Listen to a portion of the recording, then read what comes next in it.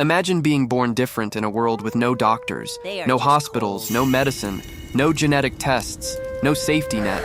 Every winter, infection, injury, and hunger could become deadly. And survival demanded strength from every small human group. So what happened to children who needed extra help? Were they abandoned, or did people protect them? Could someone with Down syndrome survive the Stone Age? Here you go. The answer begins with something Wow, humans do thanks. unusually well. We survive together. And archaeology has started revealing surprising evidence of that. Down syndrome is a genetic condition present from conception. Most often, there are 3 copies of chromosome 21. Usually, it begins with a random error during cell division. It is not caused by something the parents did. And no 2 people with Down syndrome are identical. Abilities, personalities, and health needs vary from person to person. Some are born with congenital heart defects. Hearing problems are also more common. Low muscle tone can make early movement harder, and some infections can become especially dangerous without treatment. Now remove every modern treatment we take for granted. There was no heart surgery for a serious defect. There were no hearing aids. There were no glasses for poor vision. There were no antibiotics for bacterial infections. Treatment meant warmth, water, food, rest, and attention. That made reliable food sharing incredibly important. Feeding difficulties could demand patience every single day. One exhausted parent might not be enough, but a cooperative group could change the odds. Picture one child born thousands of years ago. Nobody knows the words trisomy or chromosome. They only see that this baby develops differently. The child may need more support while feeding. That means more time beside the shelter. Someone must stay when others travel for food. Someone must share what they bring back. Someone must keep the child warm through winter. Someone must give the main caregiver a break. Survival becomes a group project. Months pass, but development may follow a different pace. Standing might take longer. Walking might take longer. Communication may develop differently too. But slower does not mean incapable. Skills can grow through repetition and support. Simple tasks can be learned one step at a time. Contribution does not have to mean hunting mammoths. Useful work existed everywhere around camp. Belonging itself could improve the chance of survival. Clothing was technology, but care was technology too. A carried child does not need to cross alone. A supported child does not need perfect balance. A safer sleeping place prevents avoidable injuries. Hola. Food can be changed for someone who struggles chewing. Communication can be adapted without written language. People can rely on gesture, touch, and routine. Protection can be built into everyday habits. Shared labor spreads the cost of extra care. That is one reason human cooperation matters so much. People gathered plants, they processed food, they prepared clothing, they maintained tools, they collected fuel, they watched younger children, they remembered places, animals, and routines. Small contributions still help a group function. Survival depended on networks of tasks, not one heroic skill. But support could not remove every danger. A severe heart defect could be life-threatening. Low muscle tone could make difficult terrain harder. Hearing loss could make warnings easier to miss. Cold stressed every body, especially when illness arrived. Hunger left little room for additional health problems. Fever could turn frighteningly serious. Care also demanded time and energy from others. That burden was real. Yet humans repeatedly survived by sharing burdens. Humans already cared for people temporarily unable to work. Older people could contribute knowledge instead of speed. Injury did not automatically make someone useless. Childcare was never only about one pair of hands. Food sharing connected everyone's survival. Different abilities can fit different tasks. Teaching can be slower without being pointless. Learning becomes valuable when the group allows time. Social bonds are not measured only in calories. For humans, relationships themselves are part of survival. But how could we know any of this happened? Bones can preserve clues, but clues are limited. Many skeletal traits have more than one possible cause, so bones alone cannot reliably diagnose Down syndrome. Ancient DNA changed the problem. Genetic data can reveal extra chromosome copies directly. Researchers can detect unusually high representation of chromosome 21.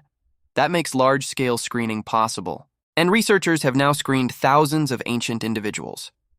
Rare cases can finally emerge from enormous datasets.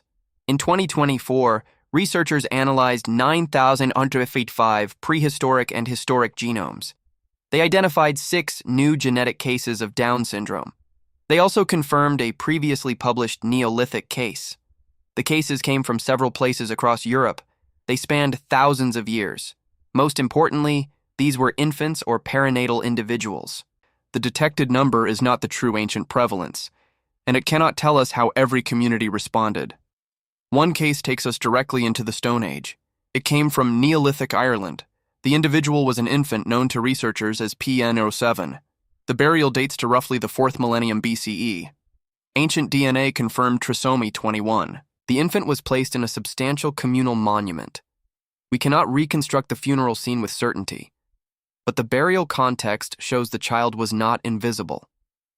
This individual entered the archaeological record as a community member. Thousands of years later, the genome still carries that story. Another genetic case came from Bronze Age Bulgaria. A 6-month-old infant was buried in a ceramic vessel. The burial dates to around 2800 BCE. DNA identified trisomy 21. The infant was buried beneath a dwelling floor. That placed the child physically inside domestic space. The child had survived for about 6 months. Reaching that age would have required ordinary daily care. We do not know exactly who provided it, but genetics proves this child really existed. A second remarkable case came from Bronze Age Greece. This child survived to roughly 12 to 16 months. That means more than a year of feeding and protection. Day after day, someone kept meeting the child's needs. The burial included an extraordinary necklace. Researchers counted 93 beads. It included several materials and colors. Objects like these required effort, materials, and intention. The grave cannot tell us exactly what people felt, but it does show deliberate treatment after death. Later cases appeared at Iron Age settlements in Spain. 3 individuals carried trisomy 21. The surrounding building may have had ritual importance. Researchers found the local concentration surprisingly high, but they warned that more research is needed. The evidence is intriguing, not a complete social explanation. Burial practices can reveal recognition, but not private thoughts. We cannot know whether people understood the condition. They may not have categorized difference as we do. The name Down syndrome did not exist. What survives is behavior, not vocabulary. Several individuals were buried according to normal or special practices. That supports cautious interpretation, not certainty. We should not invent dramatic beliefs without evidence. And we should not assume rejection either. The strongest conclusion is simpler. They belonged to communities. Then there is an even older and more controversial case. Researchers studied part of a Neanderthal child's inner ear. The inner ear showed a severe congenital abnormality. The condition could have caused serious balance problems. It likely also meant significant hearing loss. The child lived more than 140,000 years ago and survived to at least about 6 years old. The authors proposed Down syndrome as a possible explanation, but this case was not genetically confirmed, so it is evidence of care, not proof of trisomy 21. Surviving years with major balance problems would require assistance. Someone still had to gather food. Someone else could help with care. Travel might have been adjusted. That is costly in time, but possible in groups. Food sharing makes dependency survivable. Care can also be emotional, not merely practical. We cannot measure compassion directly from one fossil, but long survival strongly suggests sustained help. But one reconstruction cannot represent every Stone Age society. Communities lived in radically different environments. Resources changed from season to season. Attitudes could differ between groups and generations. We cannot know an individual child's personality from DNA. We usually do not know exactly who provided care. Most evidence has simply vanished. Infant remains are especially easy to lose. Every discovery gives us only a fragment. So certainty would be less scientific than caution. There was no single historical moment when Down syndrome began. The genetic mechanism is far older than written history. People with trisomy 21 almost certainly existed much earlier. We only identify the rare individuals whose remains survived. First known does not mean first ever. Future discoveries can always push the evidence further back. Ancient DNA methods are improving quickly. Larger datasets will probably reveal more cases.